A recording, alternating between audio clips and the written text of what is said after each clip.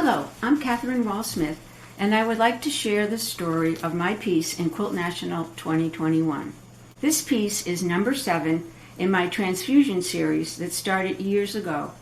It is a tribute to my father, who died suddenly almost 40 years ago of a massive heart attack.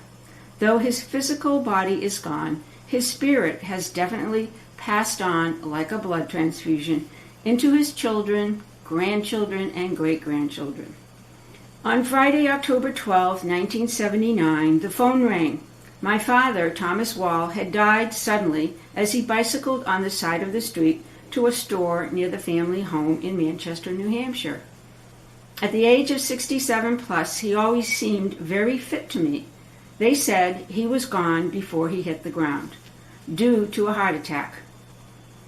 Fast forward over 40 years, and as I pick through my fabric scraps, I am motivated to work with the color red. Using my signature line, I started the process of drawing and cutting stacks of wavy pieces of red printed fabrics. Lining them up on my design wall, I came up with a simple 21 by 22 inch piece. It was a very simple statement of movement across the surface of the quilt. It reminded me of the blood transfusion, of blood moving from one body or body part to the next. Thus its name, Transfusion. My next challenge was to get larger, to show more of that movement from one body to another.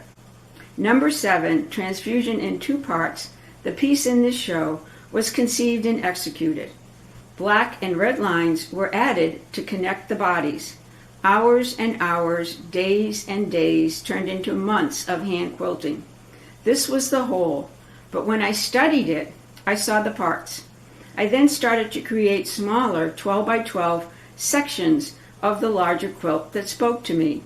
So more red fabric was cut and stitched into my new parts series. I hope you are able to view the back of my piece. It tells the story of how I hand quilt my art.